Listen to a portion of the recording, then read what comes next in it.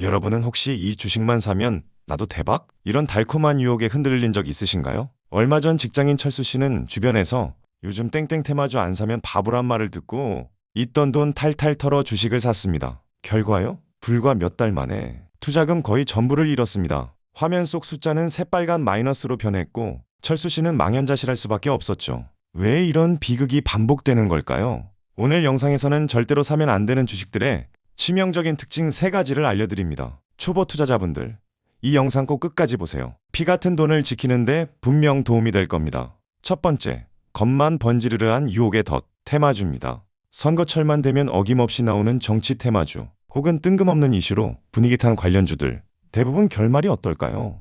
폭락입니다. 실제 사례 보실까요? 지난 대선 당시 한 이재명 테마주는 선거 전 상한가 행진을 하며 주가가 14배까지 솟구쳤습니다. 개미들은 환호성을 질렀죠. 하지만 불과 몇 주 후 이렇게 폭삭 내려앉을 줄은 투자자들의 비명이 터져나왔습니다. 선거 결과와 상관없이 주가는 원래 자리로 추락한 겁니다. 금융당국 집계에 따르면 정치 테마주 60개 중 70%에서 개인 투자자가 손실을 봤다고 합니다. 왜 이런 일이 반복될까요?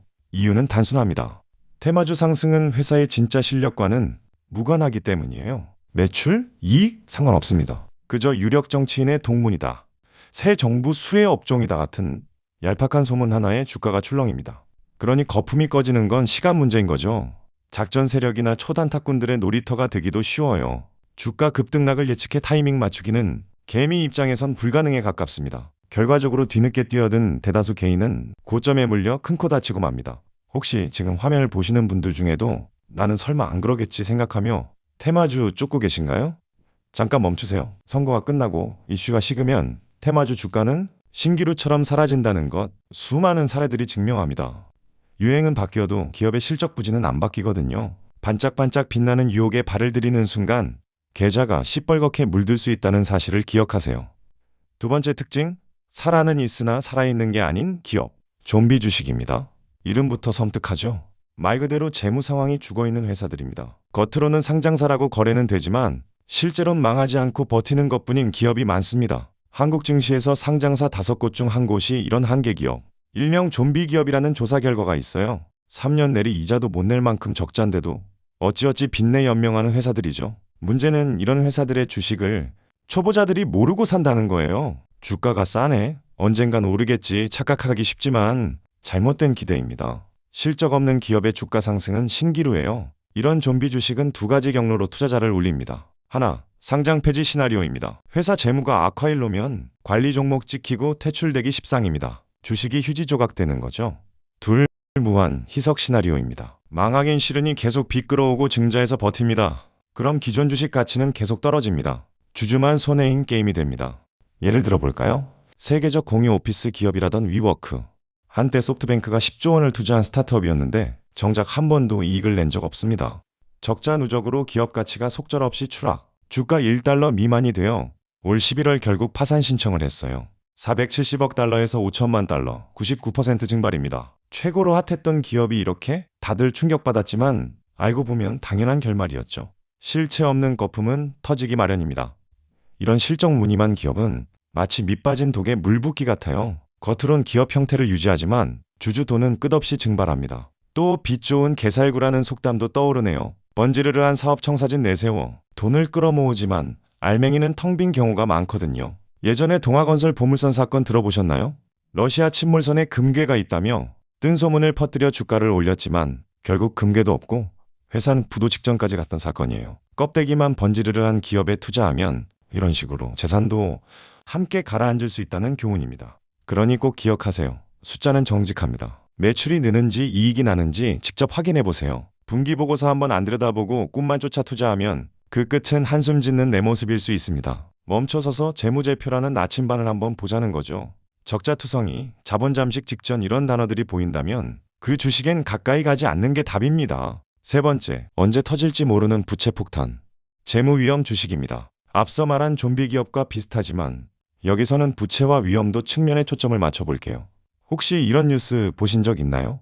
회사 부도, 주식 휴지 조각, 특히 요즘처럼 금리가 뛰면 버티던 좀비들이 연쇄로 쓰러집니다.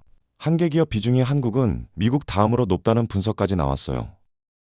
부채 많고 이자 부담 큰 회사는 투자자 반드시 경계해야 합니다. 사실 부채라는 건 적당하면 기업 성장에 활용될 수 있지만 도를 넘으면 독이 됩니다. 이걸 가장 잘 보여준 사건이 2008년 금융위기 때 리먼 브라더스 파산이죠.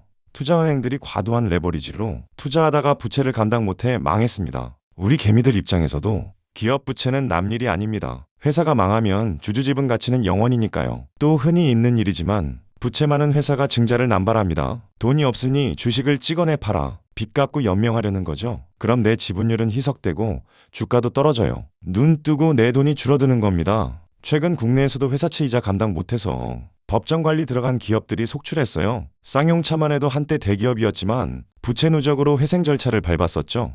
또 옵티머스 사태 같은 펀드 사기도 들여다보면 애초에 부실 기업들이 돈 돌려막다가 터진 경우가 많았습니다. 다 같은 맥락입니다. 빚 많은 회사는 투자자에게 시한폭탄과 같습니다. 터지면 주주에게 남는 건 파산 청산 후 순위에서 밀려난 채권자들 잔치일 뿐이죠. 그래서 투자하실 때 부채 비율, 이자 보상 배율 같은 지표도 꼭 체크하세요. 어렵지 않습니다. 포털 주식 정보에도 다 나옵니다. 자기 자본의 2에서 3배 넘게 많은 회사다? 경고등으로 보시면 돼요. 영업이익으로 이자도 못 내는 회사다? 빨간불입니다. 차라리 그런 종목은 처음부터 거르시고 재무구조 탄탄한 회사들 중에서 골라도 늦지 않습니다. 여러분의 소중한 돈, 남의 빚잔치에 쓰이고 싶진 않으시잖아요. 자, 이렇게 절대 사면 안 될 주식 3가지 특징을 살펴봤습니다. 정리하면 테마 작전주, 실적 제로에 가까운 좀비주, 부채 과다로 언제 터질지 모르는 위험주인데요. 이 3가지는 서로 얽혀있는 경우도 많습니다. 실적은 나쁘고 빚은 많은데 뜬금 테마 얹어서 잠깐 반짝 그런 주식이라면 그야말로 지뢰입니다. 여기서 흥미로운 사실 하나 짚고 넘어갈게요. 주식시장의 역설인데요.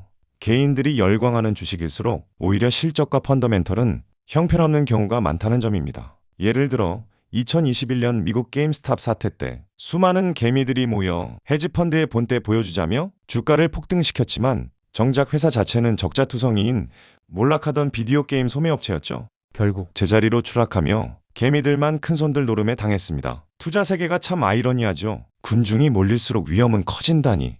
또 하나 역설적인 건 고배당 함정입니다. 상식적으로 배당 많이 주면 좋은 주식 같지만 지나친 고배당은 지속 가능성이 의심됩니다. 앞서 언급한 780% 배당 수익률 사례처럼 과한 숫자 뒤엔 반드시 이유가 있다는 거예요. 주가 폭락으로 계산상 배당률이 뻥튀기 되었다든지 배당을 유지할 여력이 없는데 무리한다든지요.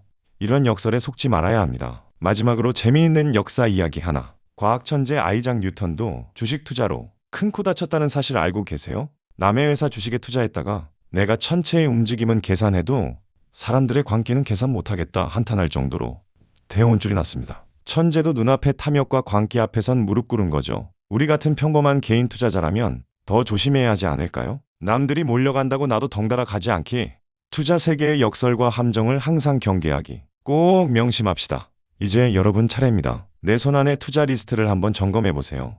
혹시 내가 가진 주식 중에 오늘 말한 위험 신호가 켜져 있는 건 없나요? 혹시 이 회사 작년에 돈 벌었나? 부채 비율은 얼마나 되지? 직접 확인해보세요. 그리고 새로운 종목을 살 때는 다음 체크리스트 5가지를 꼭 적용해보세요. 이 회사 실적이 괜찮은가? 재무구조는 튼튼한가? 주가 상승 이유가 소문 테마뿐 아닌가? 내가 그 비즈니스를 제대로 이해하고 있는가? 기관 등 큰 손도 함께 매수하고 있는가? 이 5가지 중 하나라도 글쎄 싶으면 경고등입니다. 덥석 매수 버튼 누르기 전에 다시 한번 생각하세요. 내 돈은 소중하니까요. 만약 그런 거 볼 줄 몰라서 어렵다 하신다면 차라리 잘 아는 우량주나 ETF부터 시작하는 것도 방법입니다. 괜히 테마 좋다 남들 좋다 하는 묻지마 종목부터 들어갔다가 흙길 걷는 분들을 너무 많이 봤거든요.